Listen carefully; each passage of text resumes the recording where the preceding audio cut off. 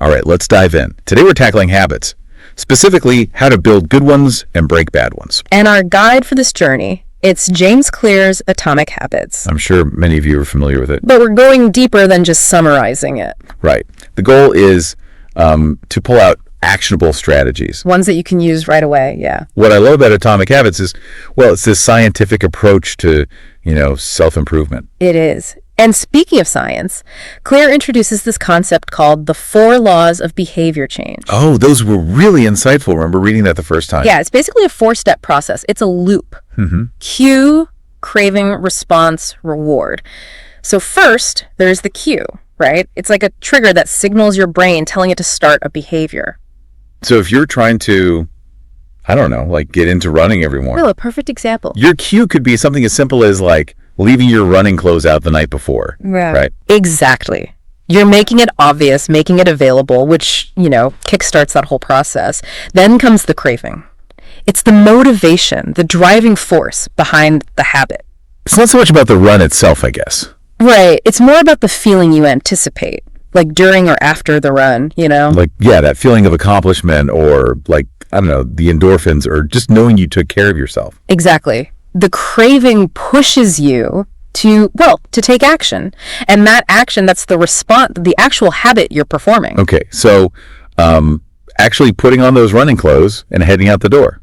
That's it. Right. And then finally, the reward, that satisfying feeling you get, after the run, and this reinforces the whole loop, making it more likely you'll, do it again. Our brains are fascinating, wired for this loop. Sometimes, though, I get stuck in this planning mode, Yeah. I'll be all set, good intentions, my clothes laid out. Uh-huh. And then I end up doing something else entirely, all cue and craving, but no response. Happens to a lot of us. Clear talks about this, the difference between motion and action. Sometimes we get so caught up in the planning or research, the preparation. Oh, yeah. That we think that's progress. Emotion trap. Definitely been there. Yeah. So how do we get out of that and into actual action? Well, that's where, Clear's strategies come in. He doesn't just explain the science. He gives us these practical tools, like one of my favorites, the 2-minute rule. Oh, I love that one. It's so simple, but so effective. You just break down any habit into the smallest version of itself, something you can do in, 2 minutes. Yeah. So instead of that daunting 30-minute run, the goal becomes just putting on your shoes and stepping outside. Or if you're writing a book, just open your laptop and write for 2 minutes. Exactly. It's you make the first step so small it almost feels impossible not to do. Yeah. And then, once you start, you often find yourself doing more than those 2 minutes. Right. It helps overcome that initial resistance, builds momentum, makes it much easier to, stick with it. It's like tricking your brain into getting started and then boom, you're off. Sometimes literally. And this brings us to another key point from Atomic Habits. Yeah. It's about making habits, satisfying. We're more likely to repeat things that are enjoyable, things that give us a sense of reward. That makes sense.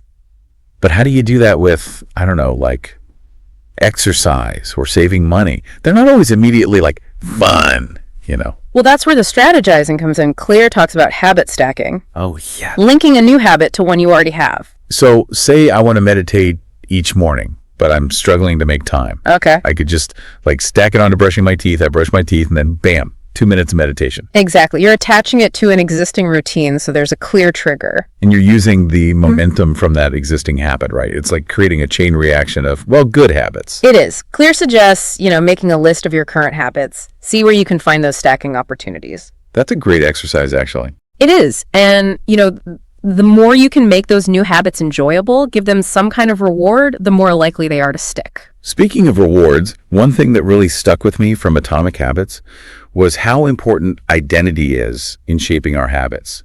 Clear talks about a whole identity shift being necessary for true behavior change. That is a powerful point. We often focus on outcomes, right? Like losing weight, getting a promotion, writing that book. But Clear says flip it. Focus on becoming the type of person who does those things. So it's not about losing 10 pounds. It's about becoming a healthy person, someone who prioritizes, exercise and good food. Precisely. Your identity shapes your habits, and your habits reinforce your identity. Wow, it's like a two-way street. It is. It's not about hitting a goal. It's about changing who you are, fundamentally. And this leads to another fascinating aspect. How our environment shapes our habits. It's like that saying, show me your friends and I'll show you your future. but for habits. Exactly. Our environment constantly influences us, whether we realize it or not. There's some really cool examples of this in the book, like that point-and-call system that Japanese railway operators use. Oh, yeah, that's a good one. By just like verbalizing their actions, they reduce errors and improve safety. It's amazing. It shows how even small changes in our environment can make a big difference. And Clear argues that we can use this to design our environment to help us, making good habits easier and bad habits harder. So instead of willpower, it's about setting ourselves up for success by, I guess, making the things we want to do more convenient and tempting. Exactly. It's about, reducing the friction for good habits and increasing it for the bad ones. Like if I want to read more, I should just like have a book lying around wherever I usually relax. That's the idea. And if I want to eat healthier, well, a bowl of fruit on the counter is better than like a bag of chips. Exactly. It's about making those desired behaviors the path of least resistance. Wow, we've covered a lot already. The 4 laws of behavior change, the 2-minute rule, habit stacking, the environment, even the whole identity thing. And it feels like we're just getting started. It really is just the beginning. There's so much more to explore in Atomic Habits. Definitely. Stay tuned, everyone. We'll be back to dive deeper into more of Clear's strategies and insights in the next part of our deep dive.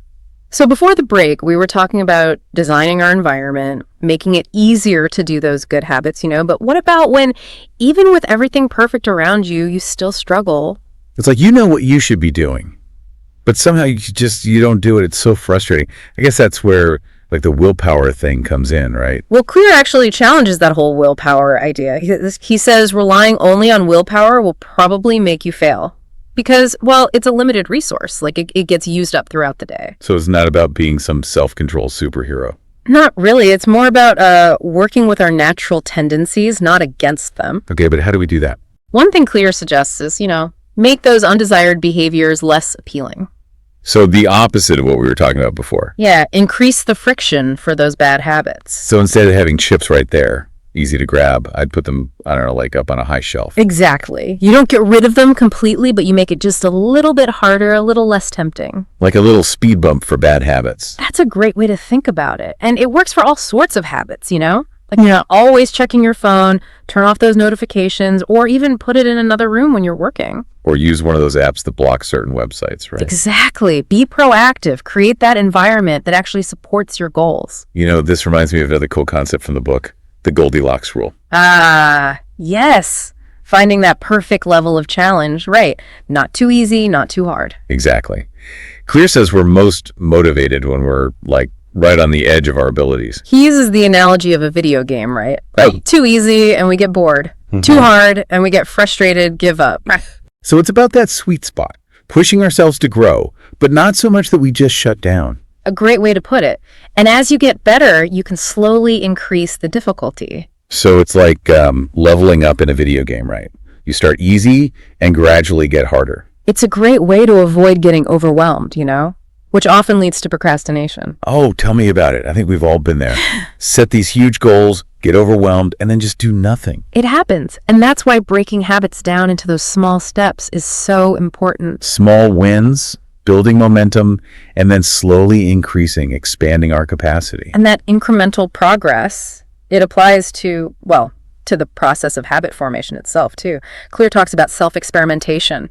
Becoming like a scientist of your own behavior. Ooh, I love that. Because what works for one person might not work for another, right? Of course. We're all different personalities, preferences, even circumstances. You got to find what works for you, what helps you stick with it. So maybe trying out different cues or rewards or those habit stacking strategies, even just how you track your progress. Exactly.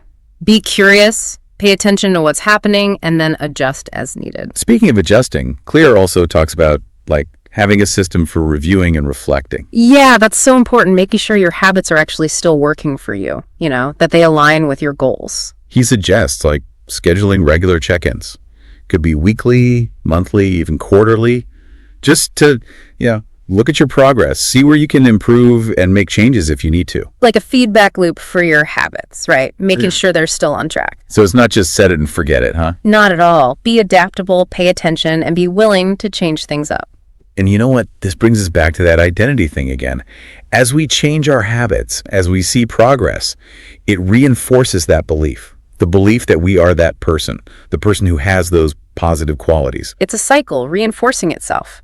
Habits shape identity. Identity shapes habits. And that's where I think this whole idea of atomic habits clicks. It's not about making these massive changes all at once. It's the small stuff, incremental improvements, the little things that build up over time. Like the difference between simple interest and compound interest. With simple interest, you only get interest on the original amount, right? But with compound interest, it's like the interest earns interest. Those small gains snowball over time, yeah. Exactly. And that's the magic of these atomic habits. It's not about being perfect or trying to do everything at once. It's about consistency, those small, consistent actions repeated over time. And it's not just about, like, the results we see. Right. It's about who we become along the way. Absolutely. Our habits, they aren't just about goals. They're about shaping our character, our values. That's pretty inspiring when you think about it, you know? Small changes in our daily routine can completely change who we are. And that's why Clear's insights about, our natural inclinations are so important. He says, like, we're all predisposed to be better at some things than others. Yeah. Like a natural talent, almost. Some things come more easily. We enjoy them more. We're more likely to be good at them.